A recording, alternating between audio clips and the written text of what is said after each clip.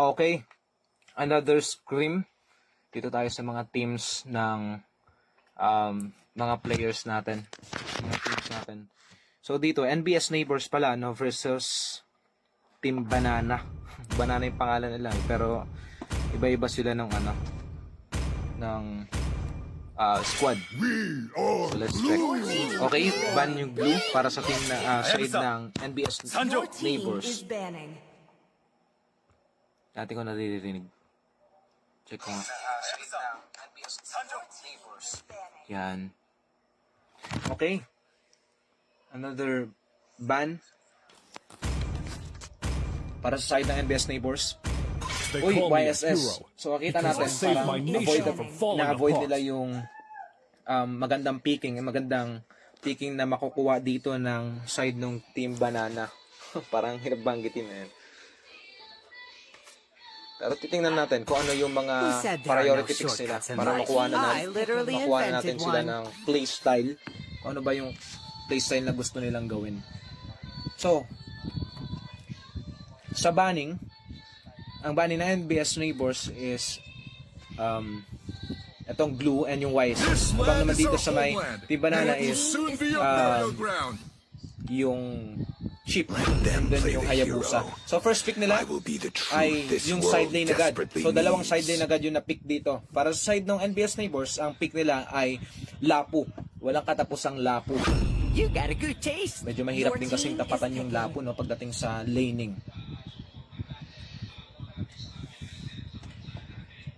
Ang pick naman ng kabila dito para sa XP lane ng Team Banana is etong Yuzong.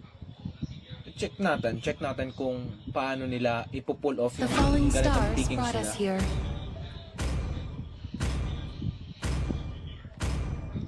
Okay? The side ng ang mid laner nila. O baka magpapalis sila. Baka maganda yung gagawin nilang strategy, pero ang nakikita ko dito na magtatapat-tapat dito ay bakit ganun yung mga pickings sila? Parang kakaiba yung pickings sila. Para sa NBS Neighbors, we got Lapu-Lapu, Gatot, and then itong Novaria. Habang naman dito sa may team ng Banana is yung Cyclops. And then explainer nila na YZ, habang si CC ay hindi ko alam kung saan nila ilalagay.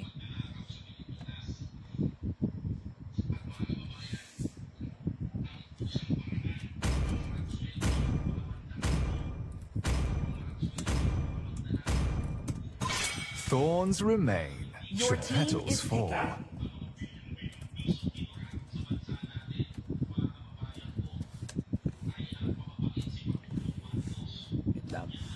Chat muna tayo sa GC.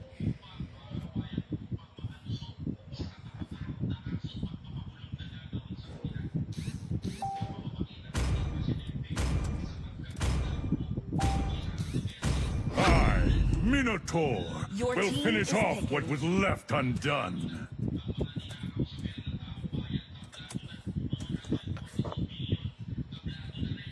Yes, naka-live na to. So, mag-comment lang kayo dyan kung gusto niyo ma-shoutout natin yung mga i-comment ninyo. Okay, balik tayo dito. Para sa side ng NBS Neighbors, na makukuha na rin nila yung pick ng Joy. That's a good pick. Joy para sa kanilang jungle. And then si Kiyoshi, ang kanilang marksman is Granger. So, kita natin yung pickings sila na dahil nga dun sa naunang scrim na nakalaban nila yung Lesser Clears, feeling ko nag-grow tong NBS Neighbors kasi more on sila naka-base sila sa utility and hindi sila naka-base sa speed. Pero naman dito, minamaximize na nila yung kakulangan nila. Habang naman dito, sa bago natin team, yung Team Banana, nakuha nila yung Minotaur and then core na Karina. Ngayon ko na lang uli nakita itong Karina core. Pero tingnan natin kung paano nila ipo-pull off yung bawat isa na yung mapupunan yung kakulangan man sa ginagawa nila. So dito, mabasa-basa lang tayo ng mga ano dyan. And sa comment, sabi ni Reynaldo Dagamat, tatot, ano yan, hindi ko mabasa. Shoutout sa may hina na TRH ya. And then, si Ivy naman dito ay yung kanilang mid laner na Novaria. Ang kanilang XP laner ay si Sasori, si Lapu-Lapu, kanilang roamer, ito naman si Paparazzi ay si Gatot, at si Kiyoshi naman para sa kanilang marksman. Dito naman sa side ng Team Banana, core is si tingin ko si Jaden siguro. Siya siguro to. Di Guzman, core Karina. XP laner nila, dito naman si Yuzong. And then si Resilience, yung kanilang okay. Yung pala yung gold laner nila. So wala silang marksman dito. So kinukuha na nila yung mga pickings from MPL, no? CC, Resilience CC. Then kanilang roamer dito na sa Minotaur na maganda yung performance ng hero na to ngayon dahil nga na-buff. And then nagpapalagan na sila dito. Yung kanilang mid laner si Timo, siya naman yung si Timo sa ano yan, sa LoL yan, yung mid laner nila si Cyclone. So mabibigyan kaya dito, nabigyan naman dito si Kiyoshi. Ako dito, pinapalagan na po nila dito. Makukuha kaya nila si Karina, kaso nga lang nakapag first kill siya, kaya immune siya sa anumang basic attack ng mga physical, at nabigyan din naman dito yung roamer nila. So makukuha na nila. Malakas nila. Nabigyan din dito si Nicolas, yung kanilang magandang panimula to para sa side ng Banana. So yung side dito nung NBS Neighbors, alam ko yung NBS Neighbors nag-stretching pa yan. Medyo kaya nilang ma-dominate yung map dito at kaya na nila makapag-turtle sa gitna na to. Abanang dito, masayo lang dito si Joy. Medyo lumalalim dito yung side ng Banana, at nag-dragon na po dito si Black Serpent, at tumalo na rin dito ang kanilang roamer na si Paparazzi. Kita naman natin dito, free lang na naglo-lord dito, ay nag-turtle dito si Karina, at nakakuha pa nga siya ng isang kill. Nakakuha pa yata siya ng pangalawang kill si Nicolas, at nahihirapan, pinasok na po si Torre. Mamamatay kaya siya dito, sayang yung bounty. No, maganda kung natuloy-tuloy niya yun, snowball na sana siya, pero medyo nagasim sila dito, no. Pero si Sasori, papalag na kaya siya dito. Masakit yung palo dito ni Sasori, no, kasi medyo marami lang sila. Pero makaka-out kaya siya dito, naka-out siya dito, at pumasok naman dito si Paparazzi. Nabigyan naman nila dito yung kanilang roamer, 6 Sky. Balik tayo sa kanya-kanya mga laning. Medyo maganda yung napapakita nilang team fight, kasi hindi natin alam kung sino bang mananalo sa team fight, dahil yung mga heroes nila more on pang pick off ng mga heroes. So dito papalitan lang kapag may isa na natanggalan ng bounty, nababaliktad yung laro. Kaya yun na dito naman sa top lane natin, dalawa na nagbabantay dyan sa'yo, no? At dito naman tayo sa gold lane. Kaya kasing sustain yung CC yan, yung gold lane, kahit na marami bumabatay. Pinasok po nila sa loob ng torre itong si Sasori. Nabigyan nila dito si Sasori, at dito naman nag-rotate sa ibaba itong side ng NBS Neighbors. Mabibigyan kaya nila dito si CC, makukuha nila, kaso medyo masakit nga yung vengeance niya. Pero dito makikita natin na nahihirapan na makapag-farm dito si Nicolas, kasi lahat sila halos na nagro-rotate, isa lang ang natitira sa kanyang lane. Pero sabi ng side ng NBS Neighbors, okay lang yan, mabigyan sila sa team fight, pero kami dito, kukuha lang kami gold plate. Pakukuha kaya niya, kaso dito mama yung kanyang ultimate. Dito naman, pumasok naman dito si Nicolas, kaso nais lang siya dito, nakatapos, hindi na po siya nakatapos, mga kaibigan. The kill goes to side of side ng Team Banana. Kanila na naman po ang another turtle, pangalawang turtle na po to, and almost 5-minute mark. Medyo malaki ng kalamangan nila. Kita natin yung gold lead dyan. Nasa 2K. Almost 2K yung gold deal. O dito, dinodominate nila. Mabilis mag-rotate yung team ng ano dito, yung side ng Team Banana. Tumalo na nga dito si Paparazzi, nakuha na niya, kaso nga lang medyo makukunat yung kalaban niya dito.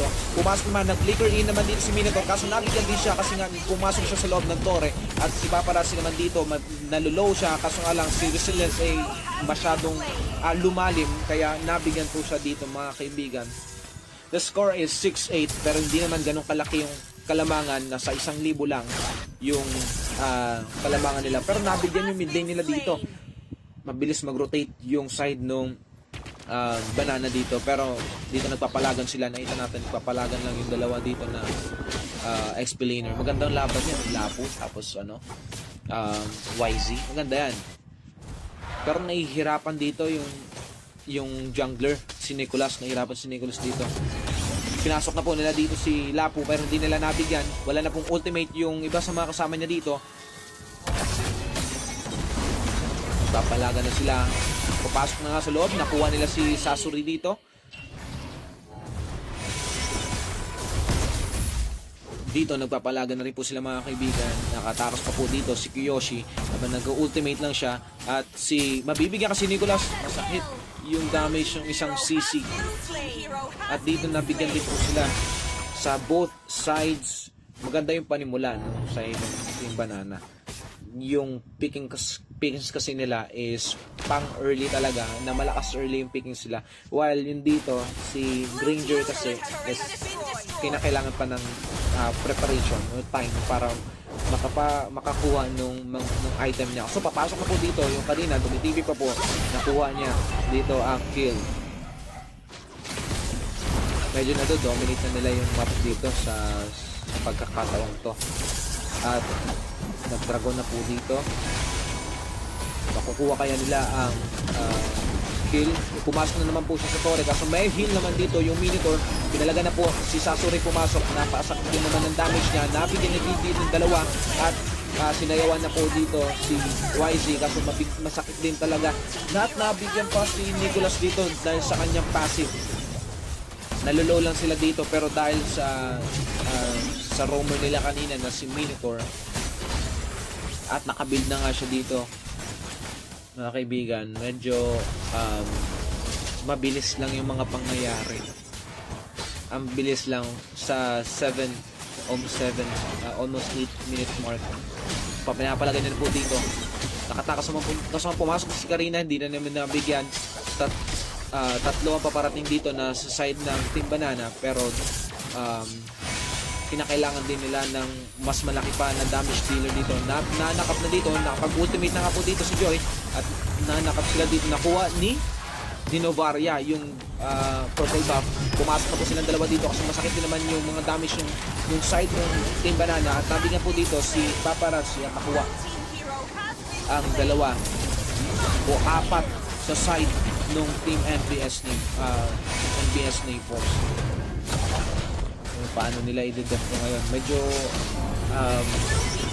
parang nagkamali yata sila sa picking ng heroes dito, dahil pampalagan kasi at mga damage dealer kasi yung yung sa side nung Banana.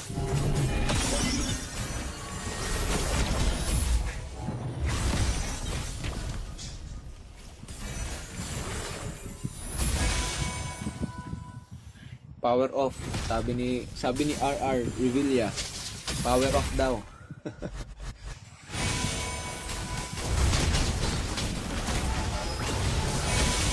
Pumasok na po dito si Minotaur, at nabigyan naman si Minotaur dito. Na-low na po yung sa side ng Team Banana dito, kaso nga lang wala silang panghabol dito sa kanila. At mabibigyan yata dito, nakuha dito ni Granger ang kill.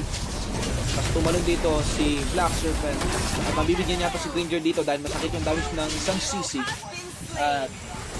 At dalawa na lang ang natitira sa side ng NBS Naples. Napalaga na po dito, pumasok na po sila sa loob.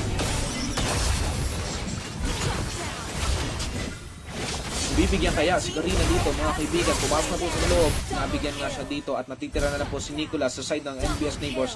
At natitira na lang din naman ang dalawang members dito ng Team Banana. Ultimate na po si Nicolas. So item check tayo. Yan. Check na lang dyan. Screenshot nyo na lang. Medyo nakakapag-build na sila dito dahil pa-mid game na. Kyoshi getting the orange buff. At nag-ultimate na po dito si Sixkai. Ultimate na rin dito si Nicolas pero hindi niya naman kasi masakit nga naman yung damage sa mga kalaban niya. Si Sasori. At tamang bato lang ng skills. Dahil lakas mo kasi din yung sa side ng Banana. Pero kinakailangan nila na makontest itong Lord dahil kung hindi nila makontest to, inhibitor na lang kasi yung natitira sa kanila. Papasok kaya? Makukuha? Sino kaya makakuha ng Lord sa pagkakataong ito? Ang side ng NBS Neighbors nandito, wala nagde-dep doon sa kabila pero nandito na si Kyoshi. Doon naman sa pero makukulangan sila ng damage dealer dito sa loob ng team fight sa Lord. Pumasok po sila, nakuha po ni Karina dito ang Lord at nabigyan dito ang ibang mga kasama niya. Maniac goes to the side of Team Banana. Savage po mga kaibigan. Meron kasing Mino kaya medyo may hirapan sila na i-pick off yung mga heroes na napit nila dito.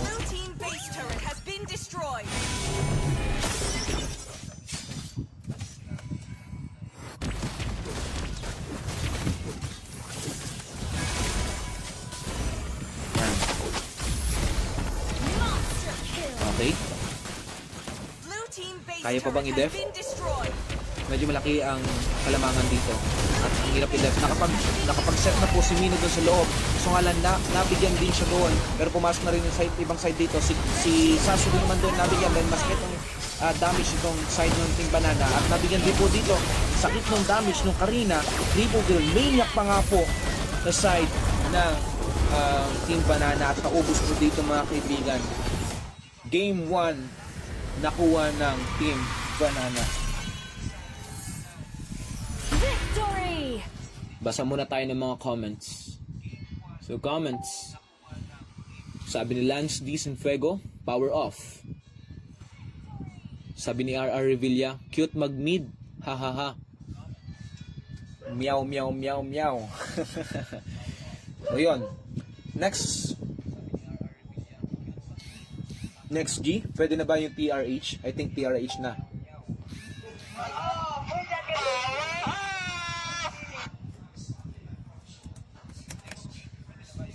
TRH na yata. I think TRH na yung lalaro. So, nice game pa rin. Maganda pa rin naman yung pinakita ng NBS Neighbors dito. Medyo kinulang lang sila pagdating doon sa pag-execute ng mga ipo-pull off nilang mga heroes. Pero good game sa inyong dalawa mga manlalaro. Okay, next game.